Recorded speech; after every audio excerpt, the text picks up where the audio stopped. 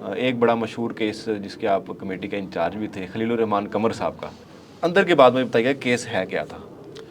میں آپ کو بتاتا ہوں، خلیل الرحمان قمر ہمارے ملک کے بہت اچھے آرٹسٹ ہیں، بالکل ڈرامہ انڈسٹری سے ان کا تعلق ہے، ڈرامہ نگار بھی ہیں، خود بھی بہت اچھے ایکٹر ہیں، سوشل میڈیا پہ بھی ہمیشہ وہ خبروں میں رہتے ہیں۔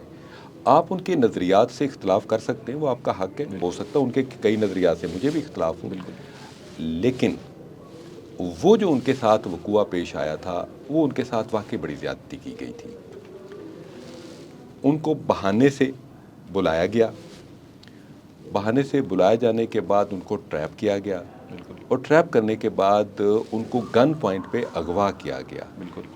یہ چیز اب عدالتوں میں بھی ثابت ہو چکی ہے، سزائیں بھی میرا خیال سزائیں ہو چکی ہیں تمام کو۔ اس اغوا برائے تاوان کے کیس کے تمام کرداروں کو ہائی کورٹ کی طرف سے بھی ضمانتیں ان کی منسوخ ہو چکی ہیں۔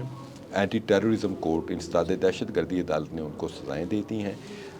انہوں نے یہ کیا اس گینگ نے کہ پہلے ان کو ٹریپ کیا، ٹریپ کرنے کے بعد ان کو گن پوائنٹ پہ اٹھا کے لے گئے، اور سب سے پہلے ان کا اے ٹی ایم چیک کیا کہ آپ کے اے ٹی ایم میں کتنے پیسے ہیں۔ ان کا خیال تھا کہ کروڑ 1.5 کروڑ تو لازماً ہوگا۔ تو خلیل الرحمان قمر صاحب نے کہا کہ عقل کے اندھو، تمہیں کس نے کہہ دیا کہ میرے پاس اتنے پیسے ہیں؟